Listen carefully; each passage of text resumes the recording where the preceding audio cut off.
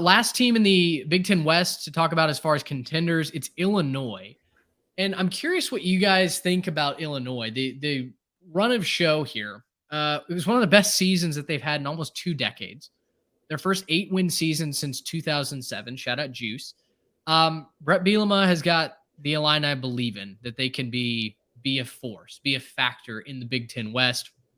And I think part of that is because the offense took a step in the right direction last year. Chase Brown was literally the offense for most of the season. He's gone now. So how did they adjust? But the defense was also very, very solid. One of the best secondaries in the entire country last year. In fact, they led the nation in scoring defense, interceptions, and total takeaways. And a large part of that is thanks to Aaron Henry, who was the defensive backs coach. He's now co-defensive coordinator with Terrence Jamison, who's the defensive line coach. Fun note about both of those guys, they actually played for Bielema at Wisconsin. So he's kept it in the family here. And it's it's a true coaching tree going on in Illinois. I think that's really cool. Offensively, you got a lot to turn over for the Fighting Illini. And it starts with the quarterback. Tommy DeVito's out. Luke Altmaier, the Ole Miss transfer, is in. Certainly feels like Altmaier's ceiling is higher than what you got from DeVito. But then again, Luke hasn't proven that. He was a highly coveted recruit coming out of high school, went to Ole Miss, now transferred to Illinois. But what do you get with him?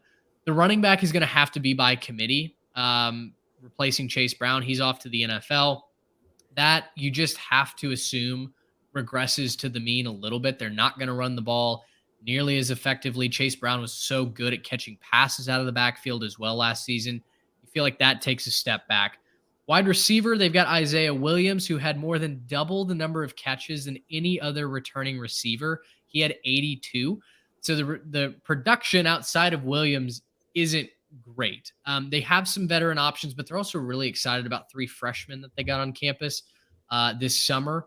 So it's kind of there are pieces to play with, but in what order do you deploy them out on the field? Defensively, I'm excited to watch this defense again. Now, everyone's going to talk about the secondary and the guys that they lost to the NFL draft. Drazon Newton may be the best nose tackle in the entire country. 14 tackles for loss last season, 5.5 sacks. He's paired with Keith Randolph Jr., who had 13 tackles for loss and 4.5 sacks.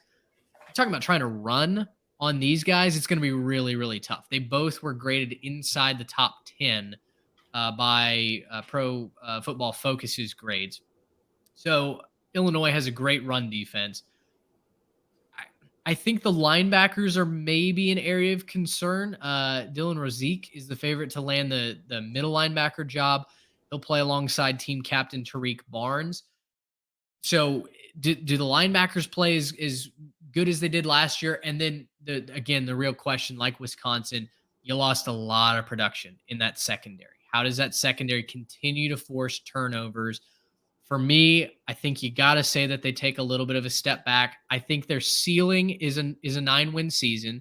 We'll talk about their schedule in a minute. I think you can get there. My prediction is going to be that 8-4, 7-5 measure with 6-6 as the floor, probably being where they end up. And I think I landed on Illinois at 8-4. So Garrett, losing Chase Brown hurts a lot. Losing your secondary hurts a lot. How does Illinois continue to move forward in 2023? It's going to be really tough to get them to move forward. I guess if you're hoping for anything, it's the fact that this is still kind of in an ascension for Illinois. They're currently ascending. Brett Bielema has done a really good job with that program, bringing them up since he took over. And I think you have to look at this as a sort of a transition year, since you did lose, half of your offense. Half of your offensive production walked out the door in one player. That's tough. Now, I like Luke Altmaier. I think that he's a really good quarterback. I don't think that he's maybe elite. I don't think that I love Luke Altmaier, right? I don't think that he's going to be just this amazing quarterback, but I do think that he's really solid, and I think he'll be an upgrade for them. But yeah, what are you doing with the running game? That was so much of your team last year. You're going to have to kind of change the dynamics of what you're looking for on offense. You're going to have to change sort of the pace of the game if you're going to be seeing, again, more 3-and-outs or maybe some quicker, off the field if they're more of a pass-heavy offense. And if the running backs can't keep up, what can Luke Altmaier do? I don't know. We're kind of waiting and seeing on that. I personally have them going 7-5. I don't think that they're going to win too many games this year, but again, I think you have to put it in perspective and say that they're currently in sort of an ascension as a program. They're replacing some really talented players, and I do think they play well on defense. I think they'll stop the run pretty effectively. I think that they'll still find ways to fill those holes. I don't think that the guys on the back end losing out. Yes, you lost some talent on the back end, but I don't think you've lost everything that makes you your team. I think that they'll be able to replace some guys with some athletes and still play really well back there. It's really just going to be what are they doing on offense. And in a year where you have a lot of transition and a lot of new faces and a lot of new look teams, it's just not going to be the best year to have that much of a step back. If you're looking at kind of where the schedule is, at Kansas is surprisingly a harder game than we may have expected it to be. Sure. If you're looking at Penn State right afterwards, that could be tough. At Maryland, Wisconsin, going into a late bye week, so they're not really going to have much of a rest in any there. You're looking for Iowa on the road, and so I look at this and I say I don't think they're going to lose necessarily all of those games, but again, we talk about the Shadow Realm, unpredictable stuff happening. It's a lot of new looks. It's a lot of new teams. Where do they stack up? I think they're towards the top, but I don't think they're going to be in any sort of real competition for the division or for anything close to a New Year's Six or a Big Ten, championship or anything like that. Yeah, their path last year to being close to that Big Ten West title was a lot of muddiness, right? Like they had it. I think they started 7-1 last year or something like that. They started hot, came out the gate extremely hot, and then just faltered down the stretch, losing 4 of their last 5, counting the bowl game.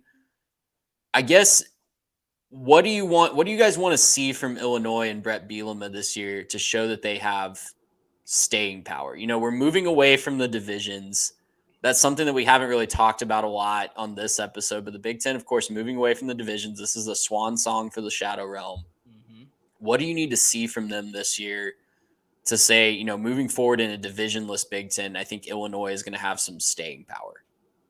They need to showcase some versatility on offense. Chase Brown was a once in a, I almost said recruiting cycle. Once somewhere between a recruiting cycle and a generation type of player, especially for Illinois, right? Like Chase Brown is not walking through those doors once every 4 or 5 years for you. So for me, you've got to be able to show, especially in a transfer portal era, okay, you may not get that high 4-star, but you can recruit him in the transfer portal. And when he comes, how do you surround him with weapons, right? How do you surround him with guys that are going to push that offense forward, that are going to run the ball on the ground behind typically a good offensive line, right? I mean, Bielema develops offensive lines. We've seen him do that. The defense, I don't think it's a flash in the pan, but we're going to need to continue to see them force turnovers. And so for me, if you're going to get to 8-4, you're going to have items of all of that.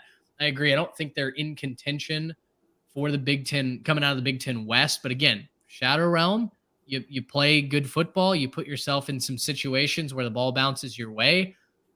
Maybe Illinois runs it back and has an 8-win season, a 9-win season. Yeah, I think long term, they just need to stick with who they are. And yes, add some versatility, but don't get away from what makes you your team. Don't lose your identity, right? If you're Illinois and you're a team under Brett Bielema, you're going to play smash mouth in your face football, right? You're going to run the ball. You're going to commit to running the ball. You're going to play tough defense, and that's going to be kind of who you are, right? Don't run away from that just because, you lost your best player, right? Stick with some of that, play good defense. And if you can play good defense and kind of prove that you weren't just a one-off and you weren't just this player made us good, then, kind of what Mitch was saying, you can play that in the transfer portal. You can play that on the recruiting trail. If you can come out here and show, hey, we're the kind of school where if you're a running back who's looking for an opportunity, you're going to get that opportunity. If you're, an offensive lineman who wants to put some good film on tape, we'll take you, right? And, work the portal for the receivers and the quarterbacks and everything else and see what you can get. But keep your identity, be a good running team, and then parlay that kind of into something later when you can, kind of take that and say, okay, well, now we're a really good running team, but now we're going to add that passing concept, right? It's like some of his Arkansas teams started to do when he was there, right? They were a really good running team, and then every now and then you would see a quarterback start to get a little bit more experience, and they'd pass the football pretty effectively as well. So I think you have to kind of keep your identity, and then long term, you're kind of just playing the long game right now, saying I want to win in the transfer portal. I want to try to do what I can on the recruiting trail, and I want to maybe stack some good winning seasons on there, on each other, and start to win some football games as we look at a new Big Ten. Gracious, yeah.